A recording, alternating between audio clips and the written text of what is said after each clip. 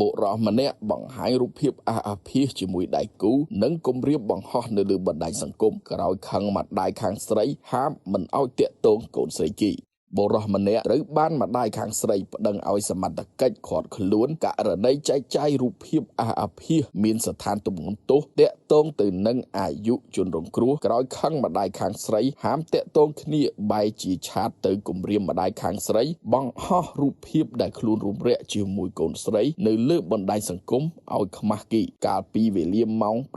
8:50 នាទីយប់ថ្ងៃទី 26 ខែឧសភាឆ្នាំ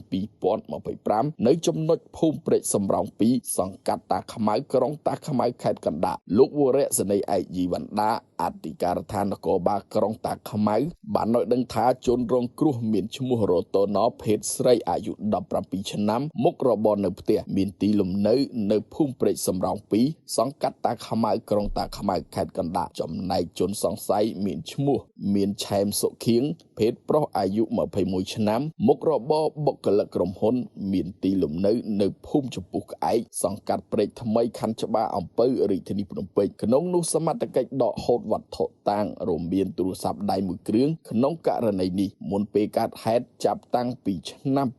2022 មកជនសង្ស័យនិងជនរងគ្រោះត្រូវជាសង្សារនឹងគ្នាហើយធ្លាប់បានរួមភេទជាមួយគ្នាជាញឹកញាប់នៅផ្ទះសំណាក់ដោយនៅពេលដេករួមភេទម្ដងជនសង្ស័យតែងតែលួចថតវីដេអូឃ្លីបទុកមើលទៀតផងលុះក្រោយមកមានរឿងនេះក៏បានដឹងដល់ម្ដាយជនរងគ្រោះគាត់ក៏បានហាមអ្នកទាំងពីរមិនឲ្យជួបគ្នានោះទេលុះមកដល់ថ្ងៃទី 21 ខែឧសភាឆ្នាំ 2025 វេលាម៉ោង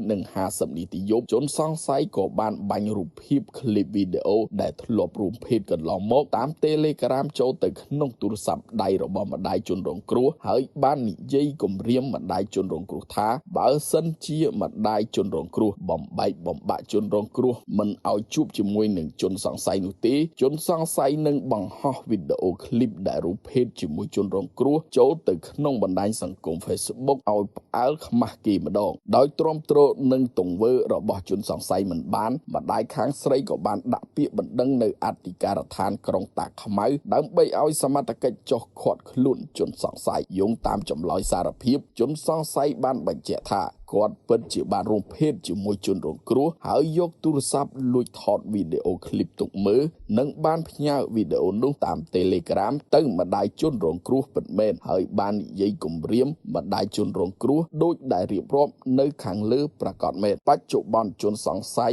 ត្រូវបានសមត្ថកិច្ចជំនាញនៃអធិការដ្ឋាននគរបាលក្រុងតាខ្មៅកំពុងកសាងសំណុំរឿងបញ្ជូនទៅកាន់តុលាការដើម្បីចាត់ការតាមនីតិវិធីច្បាប់